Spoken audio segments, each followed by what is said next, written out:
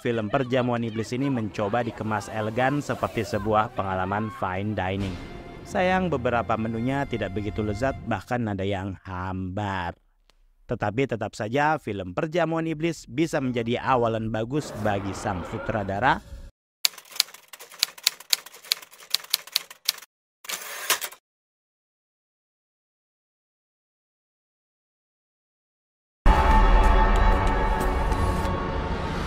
Ada apa, Lah? Salam sinema, sahabat sinemalogi. Perjamuan Iblis adalah film horor yang disutradarai Kenny Gulardi.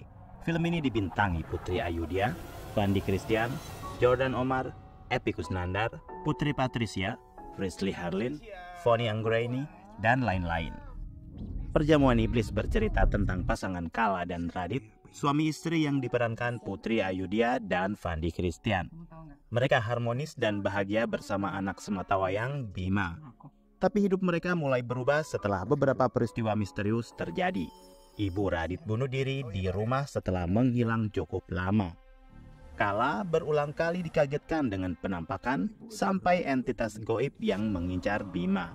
Sebagai seorang ibu, Kala berusaha melindungi anaknya sampai ia menemukan rahasia kelam keluarga kecilnya yang berhubungan dengan iblis. Kalian bisa membantu kami dengan klik tombol Super Thanks di bawah video. Kami akan sangat berterima kasih atas berapapun nominal saweran yang kami terima. Sutradara Kenny Gulardi saya tahu awalnya sebagai tukang review film di media sosial. Perjamuan Iblis menjadi pembuktiannya sebagai sutradara bahwa film horor tidak harus diawali dengan adegan bombastis. Pendekatan yang dilakukannya cukup berbeda dengan film horor kebanyakan yang biasanya langsung diawali dengan adegan mengejutkan.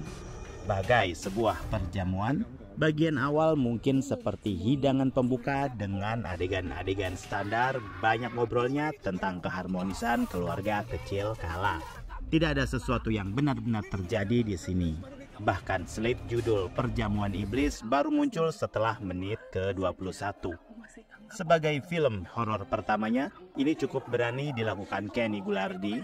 Gaya seperti ini tentu saja didapat setelah menonton banyak film. Mungkin beberapa sinefil bakal julid setengah mampus bila membandingkan film ini dengan hobi nge-review sang sutradara. Apakah ini ajang untuk membuktikan pada penonton bahwa film garapan Kenny adalah hasil dari kristalisasi kritik dari semua kritisi yang pernah dia tulis untuk film lain? Film memang berjalan lamban di awal sekaligus untuk membangun mood serta menjelaskan semestanya, yaitu tahun 90-an. Tapi seperti banyak film lain tentang iblis, naskah film ini termasuk mudah diterka. Apalagi kalau di rumah sang tokoh ada kamar yang tidak boleh dimasuki. Sudah pasti karakter tersebut punya masa lalu misterius. Terlalu generik dan kurang wah. Radit sang suami dengan pekerjaan tak jelas, sering pulang terlambat, sudah pasti laki-laki red flag banget. Jadi memang sudah benar kalau penonton akan simpatik pada istrinya, Kala yang juga seorang guru. Pada bagian hidangan inti, cerita film ini diolah sedikit lebih baik. Tapi tetap ada bagian yang tidak pas.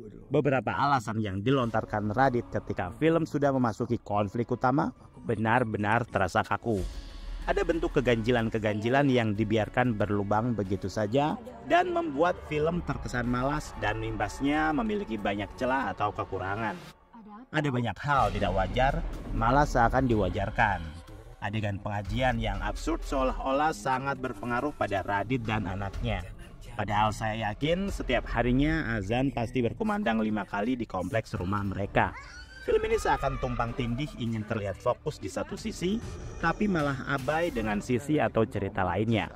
Sehingga film menjadi keteteran.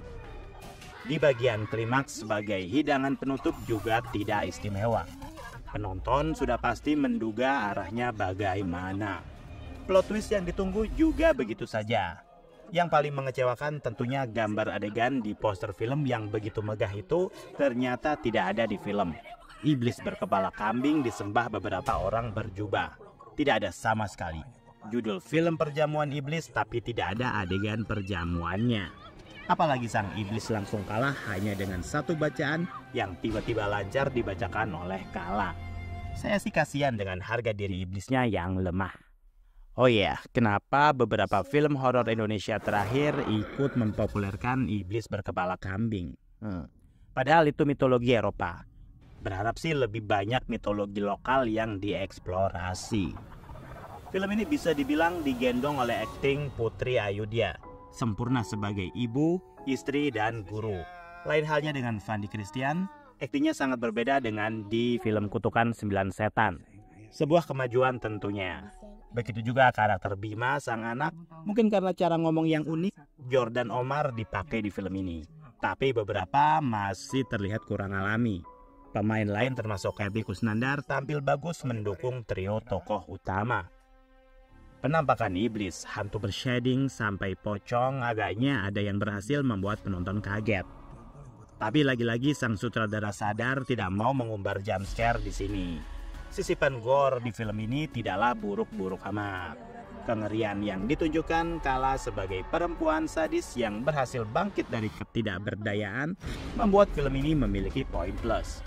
Semua adegan Kala memberangus iblis dengan caranya membuat film ini terkesan mewah. Tapi sayang, saat gerbang neraka terbuka, efek visualnya terkesan pas-pasan. Hambarlah rasanya. Beruntung scoring film lumayan ngena. Musik yang dipilih dengan cermat tidak hanya menambahkan atmosfer mencekam pada adegan-adegan tertentu, tetapi juga menguatkan jalan cerita dan menjadi lebih mudah masuk ke alam bawah sadar para penonton. Suara-suara yang menggema dan melankolis menciptakan pengalaman visual memikat, memperkuat ketegangan walau terkadang suara-suara iblis yang merasuk ke tubuh Bima banyak sekali yang gak jelas. Sayangnya beberapa dialog juga kalah suaranya dengan efek suara atau musik. Sehingga saya agak bingung mereka ngomong apaan. Pada akhirnya film Perjamuan Iblis ini mencoba dikemas elegan seperti sebuah pengalaman fine dining. Sayang beberapa menunya tidak begitu lezat, bahkan ada yang hambar. Tetapi tetap saja film Perjamuan Iblis bisa menjadi awalan bagus bagi sang sutradara untuk bisa lebih maksimal lagi menggarap film-film selanjutnya. Kita lihat saja apakah lampir yang lagi-lagi bergenre horor akan lebih baik. Demikian video reaksi dari film Perjamuan Iblis yang tayang di bioskop. Silakan like, komen, dan subscribe kanal ini. Cek juga akun-akun media sosial Sinemalogi. Dan jangan lupa bersinema dahulu, berbahagia kemudian.